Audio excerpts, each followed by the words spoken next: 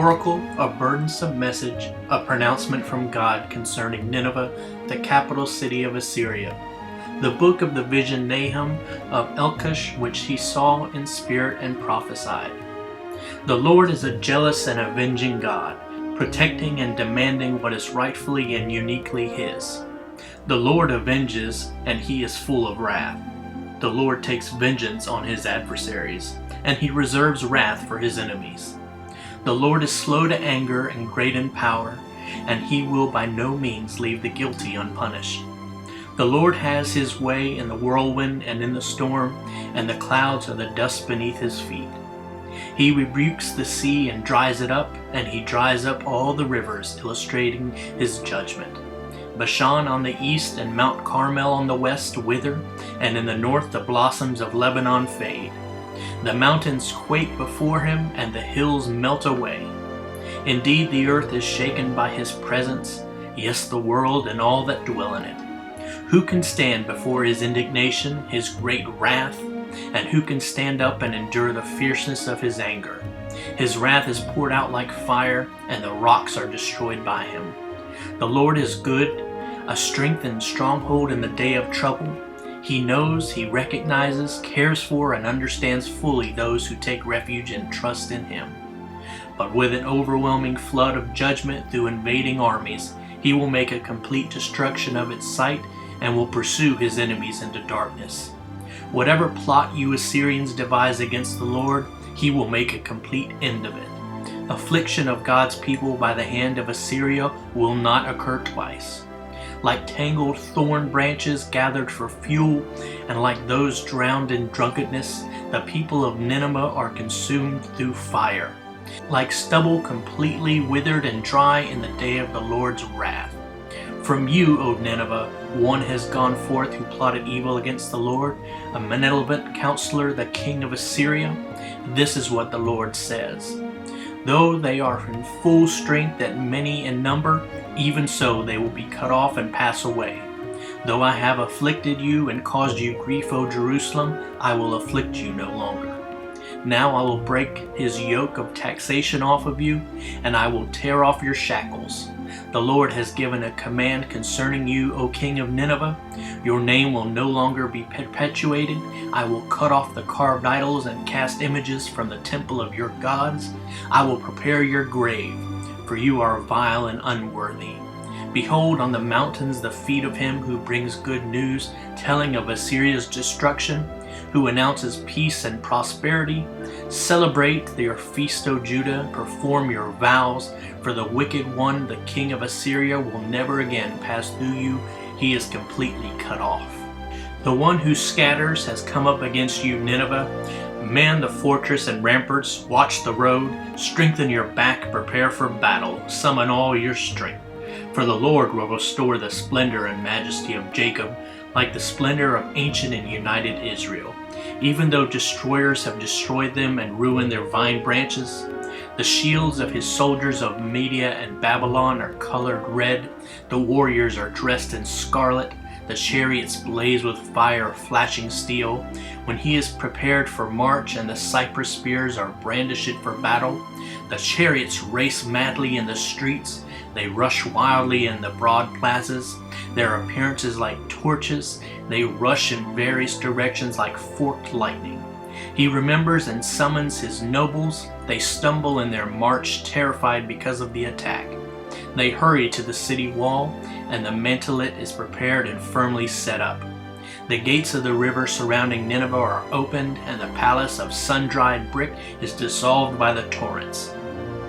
It is decreed, Nineveh is stripped and she is carried away, and her handmaids are moaning like the sound of doves beating on their breasts in sorrow.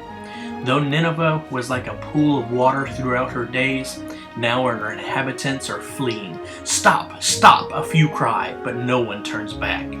Plunder the silver, plunder the gold, for there is no end to the treasure, wealth from every precious object. She is emptied, she is desolate and waste, hearts melting in fear and knees knocking.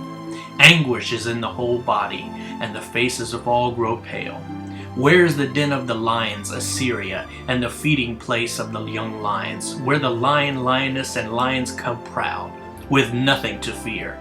The lion of Assyria tore enough for his cubs, Assyrian citizens, killed enough prey for his lionesses, and filled his lairs with prey, and his dens with torn flesh. Behold, I am against you, Nineveh, declares the Lord of hosts, and I will burn your chariots in the smoke, and the sword will devour your young lions. I will cut off your prey from the land, and the voice of your messengers will no longer be heard. Woe, judgment is coming to the city of blood, guilty of murder and mayhem, completely full of lies and pillage. Her prey never departs alive. The noise of the cracking of the whip, the noise of the rattling of the wheel, galloping horses, and rumbling and bounding chariots in the assault of Nineveh. Horsemen charging, swords flashing, spears gleaming, many slain, a mass of corpses, no end of corpses. The horsemen stumble over the corpses. All because of the many acts of prostitution of Nineveh, the prostitute, the charming and well-favored one, the mistress of sorceries, who betrays nations by her acts of prostitution, idolatry, and families by her sorceries. Behold, I am against you, declares the Lord of hosts, and I will lift up your skirts over your face, and I will let the nations look at your nakedness, O Nineveh, and the kingdoms at your disgrace. I will throw filth on you and make you vile and treat you with contempt and set you up as a spectacle. And it will come about that all who see you will shrink back and run from you and say, Nineveh is completely ruined. Who will grieve for her? Where will I seek comforters for you? Are you better than Thebes, which was situated by the waters of the Nile, with water surrounding her, whose defense was the sea, the Nile, whose wall consisted of the sea? Ethiopia was her strength, and Egypt too without limits. Put and Libn were among her helpers. Yet she became an exile, she went into captivity, her young children were dashed to pieces at the head of every street. They cast lots for her honorable men, and all her great men were bound with chains. You too, Nineveh, will become drunk with the cup of God's wrath. You will be hidden. You too, Nineveh, will search in vain for a refuge from the enemy. All your fortresses are nothing but fig trees with ripe figs. When shaken, they fall into the mouth of the eater. Behold, your people are as weak and helpless as women in the midst of the gates of your land are opened wide to your enemies. Fire consumes the bars across your gates. Draw water for a long continued siege. Strengthen your fortresses. Go down to the city pits. Trample the mortar. Prepare the brick kiln to burn bricks for the rampart. But there, in the very midst of these preparations, the fire will devour you. The sword will cut you down. It will devour you as the locust does. Multiply yourself with the creeping locust. Multiply yourself with the swarming locust. You have increased your traitors more than the visible stars of heaven. The creeping locust strips and destroys and then flies away. Your guardsmen are like the swarming locusts. Your marshals are like the hordes of grasshoppers settling in the stone walls on a cold day. When the sun rises, they fly away, and no one knows the place where they are. Your shepherds are asleep, O king of Assyria. Your nobles are lying down in death. Your people are scattered on the mountains, and there is no one to gather them. There is no relief and healing for your hurt. Your wound is incurable, and all who hear the news about you clap their hands over what has happened to you. For on whom has your unceasing evil not come continually?